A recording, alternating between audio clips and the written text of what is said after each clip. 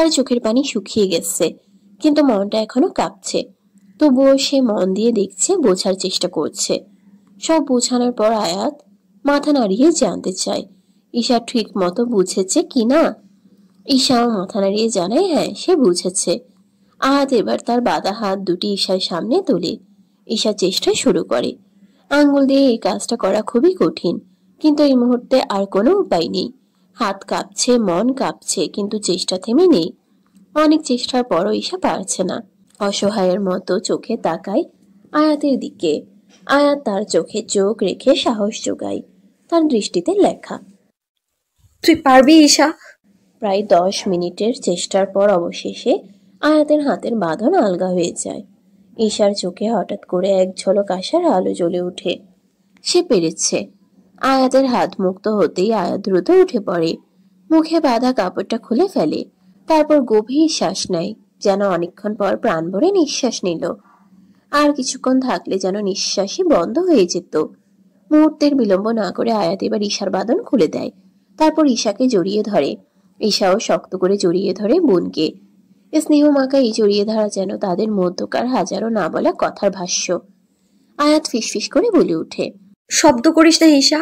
ঈশা ফুঁপিয়ে ওঠে। তবে এবার তার কান্নার মাঝে এক ধরনের আশার সুর মিশে গেছে। চোখে জল, মুখে আতঙ্ক, তবুও কোথাও যেন একটা নতুন আলোর রেখা দিচ্ছে। ঈশাকে কাঁদতে দেখে আয়াত তাড়াতাড়ি বলে ওঠে, ওরা আশেপাশেই আছে, শব্দ করিস না বোন, আমাদের এখান থেকে বের হতে হবে। আয়াত ঈশার হাত ধরে চারপাশে তাকায়। বাকি মেয়েগুলো স্থির চোখে তাকিয়ে আছে ওদের দিকে। সেই দৃষ্টিতে আতঙ্কের পাশাপাশি ফুটে উঠছে বাঁচার আকুতি, মুক্তির এক তীব্র প্রার্থনা, যেন চোখেই লেখা, আমাকেও বাঁচাও, আমাকে ফেলে যেও না। আয়াত বুঝে যায় এখন তার সবচেয়ে বড় দায়িত্ব শুধু ঈশাকে নিয়ে পালানো নয়, এইসব মেয়েদের মুক্ত করা। প্রতিটি মেয়ে কারো না কারো আদরের সন্তান, বোন, বন্ধু। শুধু নিজের বোনকে নিয়ে পালিয়ে গেলে সেটা হবে চরম স্বার্থপরতা।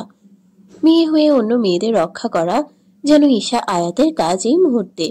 সে ঈশার দিকে তাকিয়ে বলে, ঈশা আমার কথা শোন, আমাদের শুধু দুজন না, ওদের সবাইকে বাঁচাতে হবে। ভয় পাবি না, আমি আছি তোর সাথে, একদম ভয় পাবি না, বুঝলি? ঈশা চোখ মুছে মাথা নেড়ে সম্মতি জানায়। তখন আয়াত ও ঈশা মিলে মেয়েদের বাঁধা হাত খুলতে শুরু করে। প্রতিটি চক্র ভাঙা বাঁধনে মেয়েদের মুখে একটু একটু করে ফিরে আসে প্রাণ, আশা। হঠাৎ দরজার কাছে খট করে একটা শব্দ হয়। আয়াত থমকে যায়। আয়াত নিঃশব্দে দম চেপে তাকিয়ে থাকে দরজার দিকে। আদমান, কায়েস ও তার টিম পুরোপুরি রেডি আজকের মিশনে যাওয়ার জন্য। তারা আগেই সব পূর্ব প্রস্তুতি নিয়ে রেখেছে। শেষবারের মতো সবাইকে সকল নির্দেশনা দেয়। যেভাবেই হোক আজ ডেভিড ম্যাককে ধরতে হবেই। আদমান, কায়েস নিজের ফোন বের করে ফোনের ওয়ালপেপারে তাকায় হাস্যোজ্জ্বল একটা মুখ দেখে। তারপর বিড়বিড় করে বলে, আজ আমার এতদিনের প্রতীক্ষা সত্যি হতে যাচ্ছে। যার জন্য আমার প্রিয় মানুষ হয়েও কাছে টানিনি, আজ সকল রহস্যের পাতা খুলবে। কিন্তু আমার ভয় হচ্ছে। আদমান চোখ বন্ধ করে নেয়। তার হাতে থাকা ফোনটা একটা ছোট মেসেজ আসে। মেসেজটা ওপেন করতেই আদমানের মুহূর্তেই রাগে রক্তিম লাল হয়ে যায়। চোখে মুখে হিংস্রতা ফুটে ওঠে। চোয়াল শক্ত হয়ে যায়। সে দাঁতে দাঁত চেপে বলে, চার থেকে দূরে থেকে একটা ফুলের চোকা পড়তে দেরি, তার গায়ে সামান্য আঁচড় লাগলে সব জ্বালিয়ে দিব। I will destroy everything. তারপর চিৎকার করে সামিরকে ডাক দেয়। সামির, সামির! এক গর্জনে যেন পুরো ঘর কেঁপে ওঠে। টিমের সবাই চমকে ওঠে। সামি দ্রুত কাছে আসে। স্যার, কি হয়েছে? দ্রুত গাড়ি বের করো, আমাদের এখনই যেতে হবে। আদমানের কণ্ঠে ছিল স্পষ্ট নির্দেশ। এক মুহূর্ত দেরি করার সুযোগ নেই। আদেশ পেতেই সামিরও তার পুরো টিম মুহূর্তেই সক্রিয় হয়ে উঠল। সবাই দ্রুত গাড়িতে উঠে পড়ল। রাতের ফাঁকা রাস্তায় আদমানের কালো গাড়িটি গর্জে উঠল। ফুল স্পিডে সাই সাই করে ছুটে চলেছে। আদমানের চোখে মুখে স্পষ্ট এক প্রতিক্রিয়া, তীব্র এক প্রতিঘাত, এমন এক রাগ যেন সে মুহূর্তেই সবকিছু গুড়িয়ে দিতে চায়। কোনো দিকে তাকানোর প্রয়োজন বোধ করছে না। গন্তব্য নয়, তার লক্ষ্য যেন ধ্বংস। কালো গাড়িটির গতি বাড়তেই থাকলো, যেন আত্মা নিজের ভেতরের ঝড়কে পেছনে ফেলে কোথাও পৌঁছাতে চায়। আয়াত দরজার দিকে তাকিয়ে দেখতে পায় তাদের নিয়ে যাওয়ার জন্য হয়তো ছেলেগুলো ভিতরে ঢুকেছে। তাদের হাতের বাঁধন খোলা দেখে দেখে গুলো বলে, এই ধর ধর, এদের বাঁধন খুললো কিভাবে? ভালো মতন বাঁধিসনি? এই বলে ছেলেটাগুলো আয়াত ও ঈশার দিকে এগিয়ে যায়। ছেলেগুলো তাদের দিকে আসতে দেখে ঈশা ভয়ে কুঁকড়ে যায়। আয়াত কাঁপা কাঁপা কণ্ঠে বলে, আমাদের যেতে দিন, আমাদের এভাবে আটকে রেখেছেন কেন? ছেলেগুলোর মুখে যেন বিদঘুটে হাসি। একটা ছেলে বলল, বাহ, তেজ দেখছিস, একদম হাসতে। শালির তো বুলি ফুটছে। তা মামুনি, কি জানি বলছিলি বল? এমন অরুচিপূর্ণ কথা শুনে আয়াত হিংস্র বাঘিনীর ন্যায় বলে, আমাদের এভাবে ধরে রেখেছেন কেন? আপনাদের ঘরে কি মা বোন নেই? আয়াতের কথায় ছেলেগুলো রণমূর্তি ধারণ করে। তারপর তারা আয়াত ও ঈশাকে বেঁধে রাখে। আয়াত ছাড়া পাওয়ার জন্য ছুটাছুটি করতে থাকে, তবে পুরুষ শক্তির কাছে পারে না। আয়াত মুখের হিংস্রতা বজায় রেখে বলে, তোদের জম আসছে। তোরা জানিস না তোরা কার ওয়াইফকে আটকে রেখেছিস? ছেলেগুলো হুহা করে হেসে দেয়। ডেভিড ম্যাক এসেছে গোডাউনে, সাথে রয়েছে তার পোষা গার্ডগুলো। তার পিছে পিছে এগিয়ে ভিতরে চলে আসে। জাফর খান মুখে হাসি নিয়ে এগিয়ে আসে। ডেভিড ম্যাককে কেমন চিন্তিত দেখে বলে, any problem miss? David Mac কণ্ঠে গম্ভীরতা রেখে বলল, নো। সব রেডি তোমাদের? জি, সব রেডি, আপনি গুনে নিতে পারেন। জাফর খান তাকে ভিতরে নিয়ে যায়। ভিতরে মেয়েগুলোকে দেখে বলে, ওকে। ডেভিড ম্যাক গার্ডকে বলে ব্রিফকেস দেওয়ার জন্য। জাফর খান ব্রিফকেস খুলে মোটা মোটা টাকার বান্ডেলগুলো দেখে বলে, রক্তের খেলায় আপনার মতো দেখিনি ম্যাক। ডেভিড ম্যাক ক্ষীণ হাসে, তারপর বলে, আমার এত বছরের গড়া সাম্রাজ্য কে যে ধ্বংস করতে যে আসবে, তাকেই আমি দুনিয়া থেকে চিরতরে বিদায় করে দিব। সে আমার যতই রক্তের হোক, যেমনটা আমি 15 বছর আগে করেছিলাম, উপরে ফেলেছিলাম সেই শিকল। বলে উচ্চস্বরে হাসে। টনি এসে বলে, দেশি মাল খাসা হয়। ধন্যবাদ ম্যাক। তারপর ছেলেগুলোকে বলে গাড়ি লোড করতে। তারা মেয়েগুলোকে ধরতে নিবে, তখনই গুলির বুলেট ছুটে আসে। জানালার কাঁচ ভেঙে চূর্ণ বিচূর্ণ হয়ে যায়। জাফর খান ও ডেভিড ম্যাক চমকে সেদিকে তাকায়। বাইরে থেকে মাইকের আওয়াজ পায়। পুরো গোডাউন চারদিকে ঘিরে নিয়েছে। আদমান কায়েস গুলি ছুটতে ছুটতে ভিতরে ঢুকে পড়ে, যেন সে এসেছে সবাইকে শেষ করে দিবে, সবকিছু ধ্বংস করে দিতে। এক উন্মাদের মতো সে ছুটে আসে সামনে, চোখে আগুন জ্বলছে। তার ছোড়া এক এক গলিতে ছেলেরা এক একে মাটি উঠতে লুটিয়ে পড়ে, যেন কেউ ঠেকাতে পারছে না। জাফর খান আতঙ্কে পেছনে সরে যায়। আদমান কায়েসকে সে কোনোদিন দেখেনি। চারদিকে রক্ত, গুলির শব্দ আর চিৎকার সব মিলিয়ে এক বিভীষিকাময় পরিবেশ। অবস্থা বেগতিক দেখে ডেভিড ম্যাক নিজের গান বের করে সামনে তুলে ধরে। সে এগিয়ে আসে, সামনে দাঁড়ায়। আদমান কায়েস, যার মাথা থেকে পা পর্যন্ত পুরো শরীর ঢাকা, যেন এক অজানা যুদ্ধ যন্ত্র। তার বিপরীতে দাঁড়িয়ে ডেভিড। আদমান ডানে বামে অবিরত গুলি ছুড়ে যাচ্ছে। পরিস্থিতি আর অনিয়ন্ত্রণে রাখতে না পেরে ডেভিড চিৎকার করে ওঠে, আদমান কায়েস, স্টপ! কিন্তু আদমান থামে না।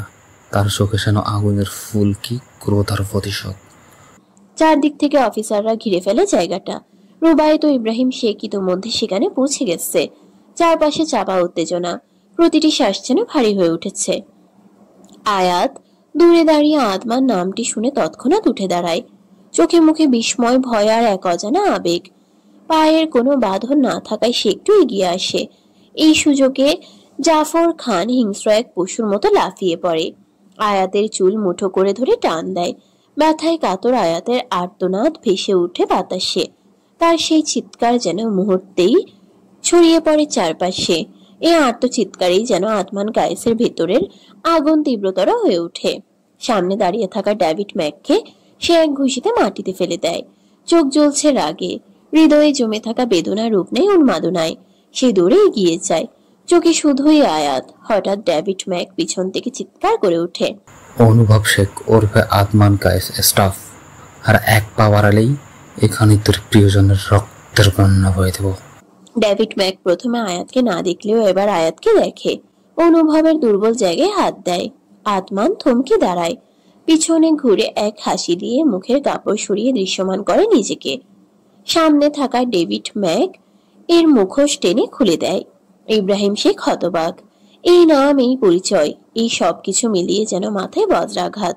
তবে রুবায়েতের চোখে মুখে কোনো পরিবর্তন নেই। অনুভবের চোখে রাগ, ক্ষোভ আর অব্যক্ত যন্ত্রণার এক বিস্ফোরণ যেন ঘুমন্ত কোনো চিতাবাঘ হঠাৎ জেগে উঠেছে। তার চোখের দৃষ্টি ঠিক যেন শিকারী চোখে তাকিয়ে আছে সামনে দাঁড়িয়ে থাকা মানুষটির দিকে। সেই মানুষটি আর কেউ নয়, তার নিজের চাচা, আয়াতের বাবা ইহাম শেখ। চোখের সামনে ভেসে উঠে 15 বছর আগের একটা দৃশ্য, যা অনুভবের মনে আজও দগ্ধ আগুন হয়ে জ্বলছে। পুরনো ক্ষতের পুনরায় জেগে উঠে অনুভবের সমস্ত শরীর থরথর করে কাঁপতে থাকে, অথচ মুখে কোনো শব্দ নেই, শুধু চোখে আগুন। আয়াত নিজের বাবাকে এই রূপে দেখে যেন জমে যায়, যেন মুহূর্তেই কোনো কঠিন পাথরে রূপান্তরিত হয়েছে সে। চোখ মুখ শুকিয়ে কাঠ, ঠোঁট দুটো কাঁপছে, মনের মধ্যে ভাঙনের শব্দ, বিশ্বাস ভরসার। ইব্রাহিম শেখ নিজেও কিছুটা কেঁপে ওঠেন। এই যেন কোনো দুঃস্বপ্ন যেটা হঠাৎ বাস্তবে রূপ নিয়েছে। তার চোখের ছায়া নেমে আসা অবিশ্বাসের ও বিশ্বাসঘাতকতা আর ভয়ানক কোনো সত্যের মুখোমুখি হওয়ার। দুইজন মানুষ, আয়াত ও ইব্রাহিম শেখ, এই মুহূর্তে দাঁড়িয়ে আছে অতীত আর বর্তমানের এক অদ্ভুত সন্ধিক্ষণে। চারপাশে যেন নিঃশব্দ ঝড়, তাদের চোখে মুখে ভেসে ওঠে হাজারো অজানা প্রশ্ন। ইহাম শেখ পাশ থেকে বড় এক ধারালো ছুরি তুলে নেয়। তার চোখে তখন হিংস্রতা। সে ছুরি উঁচিয়ে অনুভবের দিকে ছুটে আসে, কিন্তু অনুভব ছাপিয়ে পড়ে, নিচু হয়ে ইহামের হাত চেপে ধরে। ধস্তাধস্তির এক পর্যায়ে ছুরির ধার অনুভবের গায়ে ঢুকে যায়। কালো পোশাক মুহূর্তেই রক্তে ভিজে একাকার হয়ে পড়ে। এই বিশৃঙ্খলার মধ্যে আয়াত ঘুরে জাফর খানকে প্রচন্ড এক লাথি মারে। লাথির ধাক্কায় জাফর খান কিছুটা পিছিয়ে পড়ে। সুযোগ বুঝে আয়াত তার চুল ছুটিয়ে দিয়ে ছুটে যায় ঈশার দিকে। ঈশাকে দেখতে পেয়ে রুবায়েত পাগলের মতো তার দিকে দৌড়াতে চায়, কিন্তু ইহামের পোষা দেহরক্ষী তাকে চেপে ধরে। তবে রুবায়েত ছিল ক্ষুব্ধ এক আগ্নেয়গিরি। সে গার্ডের বাঁধন ছিঁড়ে ফেলেই ছেলেগুলোকে আক্রমণ করে বসে।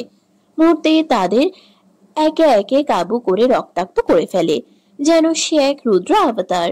এরপর সে ছুটে যায় ঈশার আয়াতের দিকে। অন্যদিকে অনুভব নিজেকে সামলে নিয়ে ইহাম শেখকে দূরে ছিটকে ফেলে দেয়। তারপর তার ডান হাতেও পায়ে গুলি ছুড়ে। গুলির আঘাতে ইহাম শেখ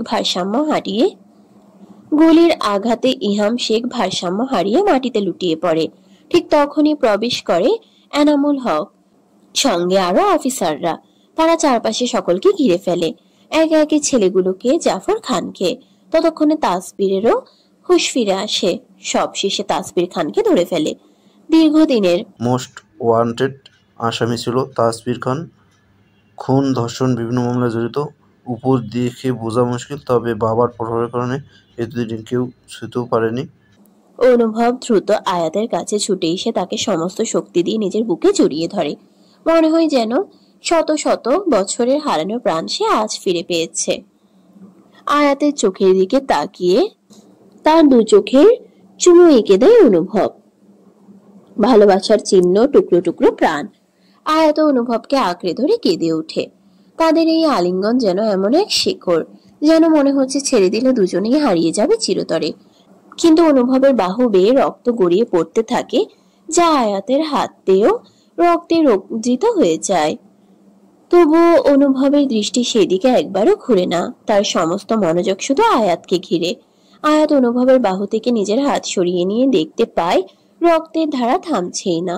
সে স্তব্ধ গলায় অস্পষ্ট স্বরে বলে, রক্ত। কণ্ঠ কেঁপে ওঠে। সে কাপা হাতে আঙ্গুল তুলে ইহাম শেখের দিকে বলে, বাবা। ইহাম শেখ তখন রাগে কাঁপছে।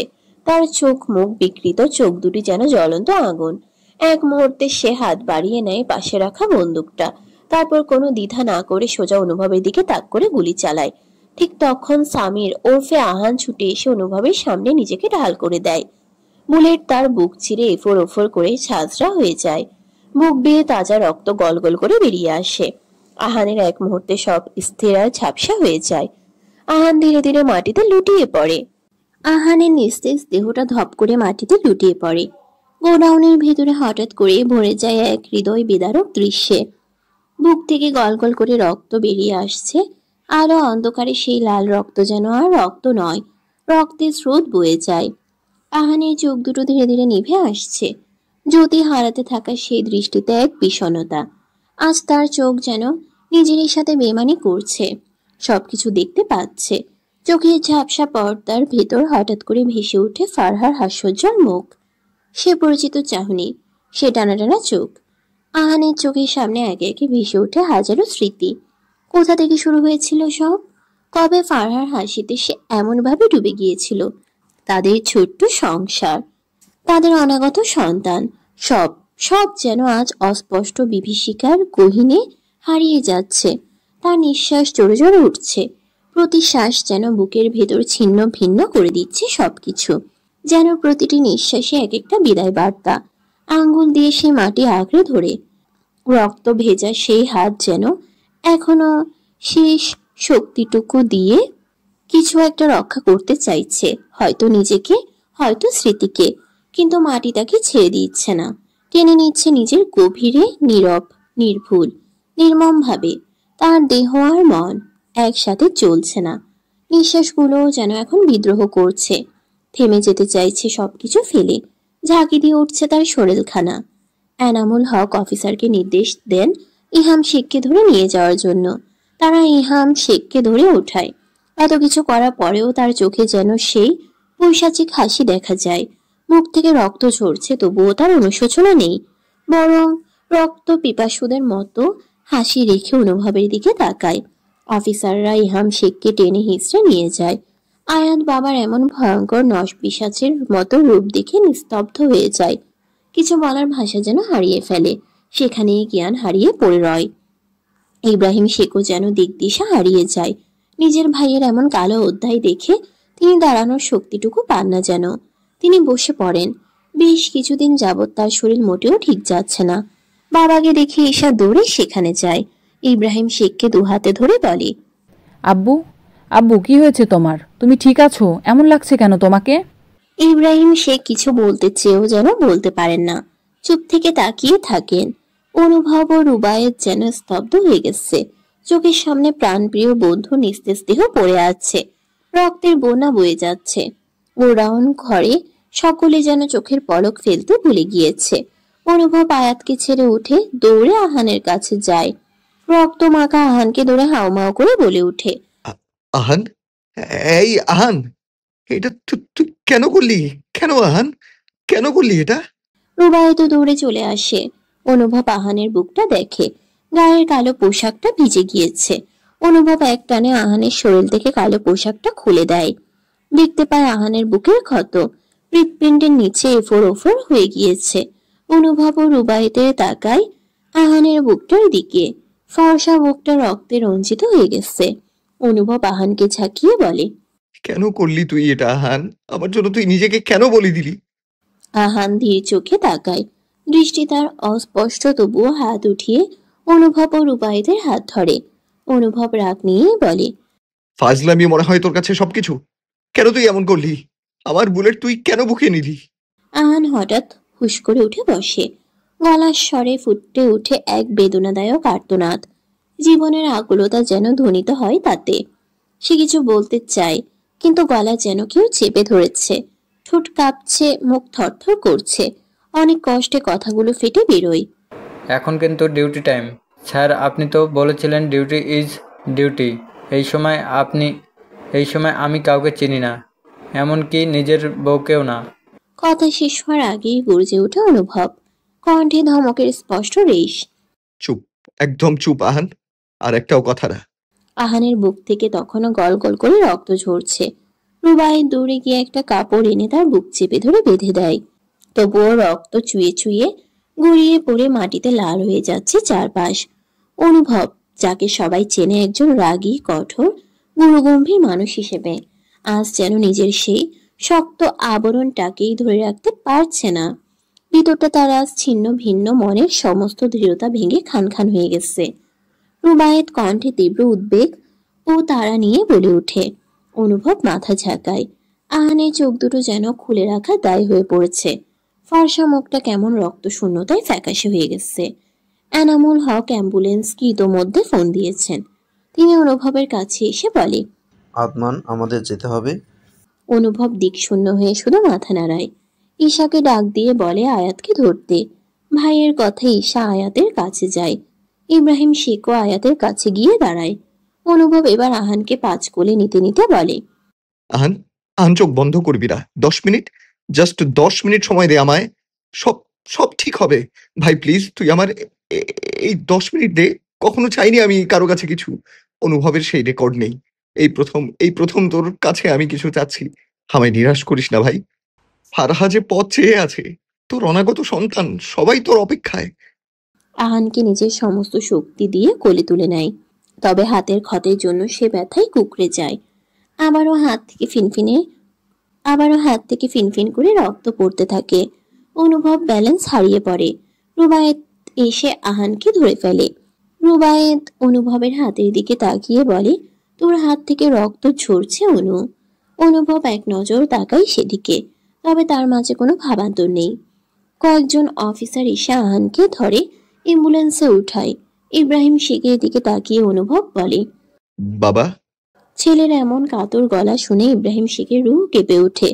তিনি সবসময় ভাবতেন তার ছেলেকে নিয়ে, রাগচটা ছেলের ভবিষ্যৎ নিয়ে। কারো কথা শুনে না, তবে আজ যেন তার সমস্ত ভাবনা পানি পানি হয়ে যায়। অনুভব বলে, তুমি আয়াত ঈশাকে নিয়ে যাও, আমি রুবায়েত হসপিটালে যাচ্ছি। এই বলে দ্রুত পায়ে সেখান থেকে চলে যায়। ইব্রাহিম শেখ আয়াত ঈশাকে নিয়ে রওনা হয়।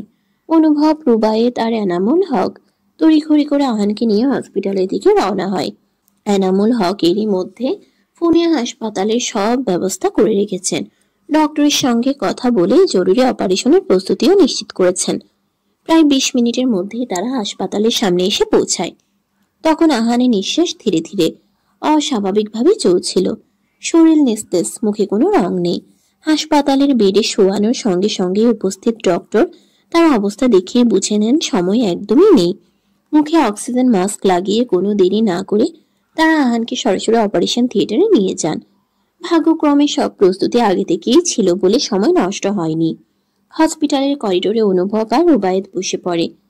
চারদিকের পরিবেশ থমথমে।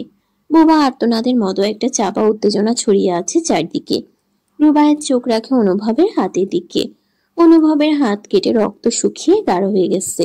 এক নার্সকে ডেকে রুবায়েত বলেন যেন অনুভবের হাতটা বেঁধে দেওয়া হয়। অনুভব প্রথমে বাধা দেয় তুচ্ছই ক্ষতের জন্য, কিন্তু মনের ভিতরে যেন বড় কোনো ক্ষতের সৃষ্টি হয়েছে। কিন্তু রুবায়েত তার কথা শোনে না। জোর করে অনুভবের হাতে নিজের হাতে তুলে নেয় আর তার ক্ষতটা পরিষ্কার করে ব্যান্ডেজ করে দেয়। অনুভব এবার আর কিছু বলে না, শুধু চুপ করে বসে থাকে। রাত 10টা বাজে। কিছুক্ষণ আগেই ফারহাকে রাতের খাবার খাইয়ে দিয়ে গিয়েছে অনিমা। ফারহা একা একা বসে আছে। ফোন নিয়ে আহানের নম্বরে কল দেয়, কিন্তু আহানের ফোন অফ। মনটা কেমন অস্থির হয়ে ওঠে। বারবার চোখ চলে যাচ্ছে ঘড়ির দিকে। আহান এখনো ফেরেনি। সে তো বলেছিল তো তাড়াতাড়ি ফিরবে, কিন্তু এখনো নেই তার কোনো খোঁজ। ফারহার বুকের ভেতরটা কেমন যেন কুকড়ে উঠছে, ভয় করছে। নিজেই বিড়বিড় করে উঠে, কোনো বিপদ হয়নি তো? অজানা আতঙ্কে তার মনটা ছটফট করছে। বসে থাকতে পারছে না। অস্থিরতা যেন পায়ের তলায় পাতা ছুঁয়ে থাকতে দিচ্ছে না তাকে। ধীরে ধীরে সে ঘর থেকে বেরিয়ে আসে। ভারী শোল নিয়ে হাঁটাচলা করাই যেন এখন তার জন্য যুদ্ধের মতো। আগের থেকে অনেক মোটা হয়ে গেছে সে। এই নিয়ে নিজের উপরেই বিরক্তি জন্মেছে তার উপর আবার আহানের করা শাসন আর শাশুড়ির ঠাস বুনো নিয়ম কানুন, সব মিলিয়ে যেন দম বন্ধ হয়ে আসছে ফারহার। সে ধীরে ধীরে ড্রয়িং রুমে এসে সোফায় বসে পড়ে। এতটুকু পথেই যেন হাঁপিয়ে উঠেছে। ক্লান্ত চোখে চেয়ে থাকে মেইন দরজার দিকে। অনিমা বেগম নিচে এসেছেন পানি নিতে। ড্রয়িং রুমে ফারহাকে দেখে একটু বিস্মিত হলেন, তারপর বললেন, নিচে কেন এসেছিস ফারহা এই শরীর নিয়ে? যদি কিছু অঘটন ঘটে যায়? শাশুড়ির কথায় ফারহা তাকায় তার দিকে। চেহারায় অস্থিরতার ছাপ স্পষ্ট। অনিমা বেগম কাছে এসে জিজ্ঞেস করেন, কি হয়েছে মা? এমন অস্থির লাগছে কেন তোকে? ফারহার গলা কাঁপছে, কণ্ঠটা ফুসফুস থেকে যেন ঠিক মতো বেরোচ্ছে না। দেখো না মা, তোমার ছেলে তাড়াতাড়ি ফিরবে বলেছিল, এখনো ফিরছে না। ফোন দিয়েছিলাম, বন্ধ দেখাচ্ছে। অনিমা বেগম জানেন তার ছেলে প্রায়ই কাজের চাপে দেরি করে ফেরে। কখনো কখনো ফোনও বন্ধ থাকে, সেটাই তার স্বাভাবিক রুটিন। তিনি ফারহার পিঠে হাত রেখে শান্তভাবে বললেন, হয়তো কাজে আটকে গেছে মা। সকালে বলছিল আজ নাকি খুব জরুরি কিছু আছে, তাই হয়তো দেরি হচ্ছে। চিন্তা করিস না। তবু ফারহার মন থেকে অস্থিরতা কাটে না। কিছু একটা যেন গলার ভিতর কাটার মতো বিঁধে আছে। হঠাৎ তার চোখের সামনে ভেসে ওঠে সেই দিনের ঘটনা। 2 দিন আগে সে কাবার্ড গোছাতে গিয়ে একটা আইডি কার্ড পায়, আর পেয়েছে একটা গান। সেদিন সে প্রশ্ন করেছিল আহানকে, এটা কি আহান এখানে কেন? আহান হালকা হেসে বলেছিল, এটাই আমাদের কাজ ফারহা। আর আমার কাজে কোনো নিশ্চয়তা নেই। সেদিন আহানের বলা কথাগুলো ফারহা হৃদয়ে গেঁথে গিয়েছিল। সেই মুহূর্ত থেকেই তার ভেতরটা কেমন অস্থির হয়ে উঠেছিল, যেন বুকের ভেতর একটা ঝড় বয়ে যাচ্ছে। অনেক চেষ্টা করেও মনকে শান্ত করতে পারছিল না। অনিমা সব বুঝেও কিছু না বুঝতে দিয়ে বললেন, ফারহা দুশ্চিন্তা করিস না, চল শুয়ে পড়, এখন বিশ্রাম নে। ঠিক তখনই ফারহার ফোনটা বেজে উঠল। চারদিক নিস্তব্ধ হয়ে এলো, শুধু সেই রিংটোনটা কানে বাজতে লাগলো। অনিমা দ্রুত ফোনটা হাতে তুলে রিসিভ করে কানে নিলেন। আর তখনই ওপাশ থেকে এক ভয়ার্ত কণ্ঠে খবর এলো আহান গুলিবিদ্ধ হয়েছে। তাকে হাসপাতালে নিয়ে যাওয়া হয়েছে। হাত থেকে ফোনটা ছিটকে পড়ে গেল মাটিতে। ফারহা বলে উঠল, মা কি হয়েছে? কে ফোন করেছিল? অনিমা কিছু বলতে পারছিলেন না। চোখে মুখে যেন সব কথা আটকে গেছে। পাথরের মতো স্থির হয়ে দাঁড়িয়ে রইলেন। আর তখনই ফারহার মন কেমন করে উঠল, অজানা ভয়ে চেপে বসলো বুকে। মা কি হয়েছে বলো, প্লিজ বলো। ফারহার কণ্ঠে আকুর্তি। অবশেষে অনিমা কাপা গলায় বলে উঠলেন, আহানের গুলি লেগেছে ফারহা, ওকে হাসপাতালে নিয়ে যাওয়া হয়েছে। শুনে মুহূর্তেই ফারহার পা কাঁপতে লাগলো। চোখের সামনে সবকিছু ঝাপসা হয়ে এলো। বুক ফেটে কান্না এলো তার। অনিমার আহাজারিতে চারপাশ ভারী হয়ে উঠল।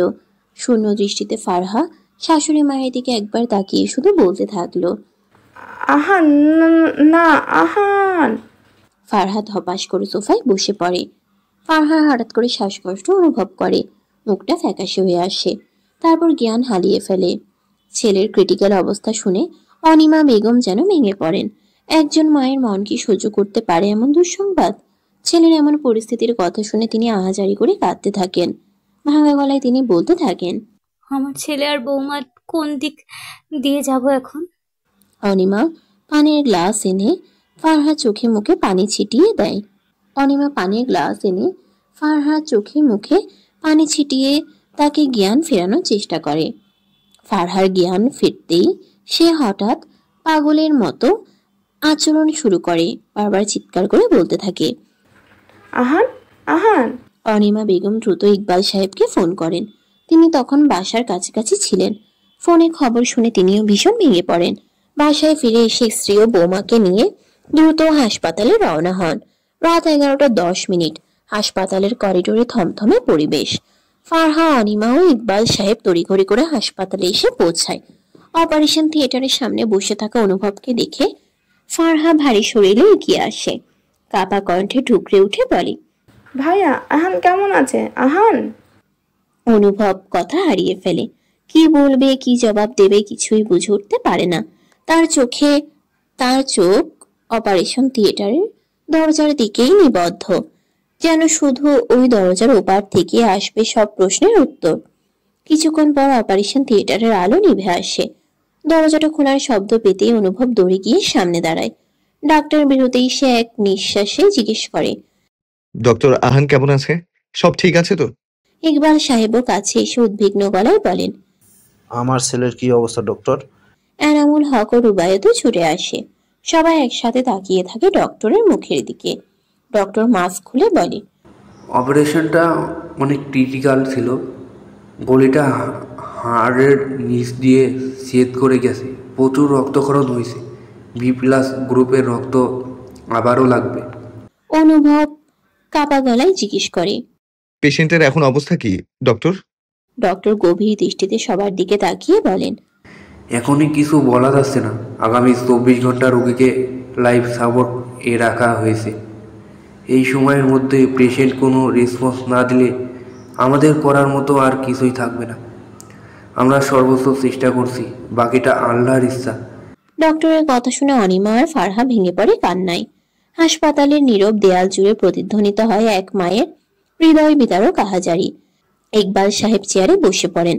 অনিমা ছেলের জন্য কেঁদে কেঁদে আকুল হয়ে ওঠেন। আল্লাহ, আমার ছেলে, আমার একমাত্র ছেলেকে তুমি এমন বিপদে ফেললে কেন? আমি কিসে বাঁচবো আল্লাহ? সকালে হাসি মুখে ঘর থেকে বের হলো, আর আর এখন জীবন মৃত্যুর সন্ধিক্ষণে আমার ছেলের প্রাণ ভিক্ষা দাও আল্লাহ, আমার ছেলেকে ফিরিয়ে দাও। ফারহা এক অবহেলিত জীবনের প্রতিচ্ছবি। ছোটবেলা থেকেই সে ছিল এক কপাল পোড়া মেয়ে। মা বাবা হারা, ভালোবাসার আশ্রয় ছাড়া বড় হতে হয়েছে তাকে। মামির ঘরে যেন এক বোঝা হয়ে বেড়ে উঠেছে সে। লাথি, উষ্টা, অপমান ছিল নিত্যদিনের সঙ্গী। কারো স্নেহ ভরা হাতে তার মাথায় ছিল না। কেউ তাকে জড়িয়ে ধরে বলেনি, তুই আছিস তাতেই আমার দুনিয়া ভরে গেছে। তার জীবন যেন ঝরে যাওয়া কোনো পাপড়ি নির্বিকার, নিঃসঙ্গ অচেনা বাতাসে মিলিয়ে যেতে যেতে কেউ খেয়াল রাখেনি। সে হারিয়ে গেলেও কারো চোখে জল আসতো না, কেউ তার খোঁজে পথে নামতো না। এমনই এক নিস্তব্ধ জীবনের মাঝখানে হঠাৎ করেই এসেছিল আহানে কালো রেখার মতো এক আশ্রয়ের নাম। আহানের হাত ধরে ফারহা যেন নতুন করে নিঃশ্বাস নিতে শিখল। রংহীন পৃথিবীটা পেল নতুন রং। যে জীবনটা শুধু সহ্য করে যাওয়া ছিল, তা হয়ে উঠল বেঁচে থাকার গল্প। মায়ের মতো শাশুড়ি, বাবার মতো একজন শ্বশুর, তাদের ছোট একটি সংসার। ফারহা নিঃশব্দে উঠে দাঁড়ায়। পায়ের শব্দ যেন হৃদয়ের স্পন্দনের সঙ্গে তার মিলিয়ে এগিয়ে যায়। এক পা দু পা ধীরে ধীরে এগিয়ে যায় আহানের কেবিনের সামনে। কাঁচের দরজার পাশে দাঁড়িয়ে তাকাই সেই মানুষটার দিকে। আহান হসপিটালের সাদা বেডে শুয়ে আছে, বুকটা সাদা ব্যান্ডেজে মোড়ানো, মুখে অক্সিজেন মাস্ক। কেবল মনিটরের টুটু শব্দগুলো জানান দিচ্ছে সে এখনো বেঁচে আছে। ফারহার চোখে জল আসে না আর, সে যেন এক কঠিন পাথর হয়ে গেছে। কিন্তু ভেতরের ভূমিকম্পটা তাকে কাঁপিয়ে দেয়। এই জীবনে শুয়ে শুয়ে যেন এক কোনো কঠিন ধাতু হয়ে গেছে। তবে এই মানুষটাকে হারানোর ভয় যেন পুরো আকাশটাই ঢেকে দেয়। সে কাছের গায়ে নিঃশব্দে হাত রাখে। তার ঠোঁট কাঁপে, কিন্তু কোনো শব্দ বের হয় না। তবুও সে বিড়বিড় করে আওড়ায় একটাই কথা,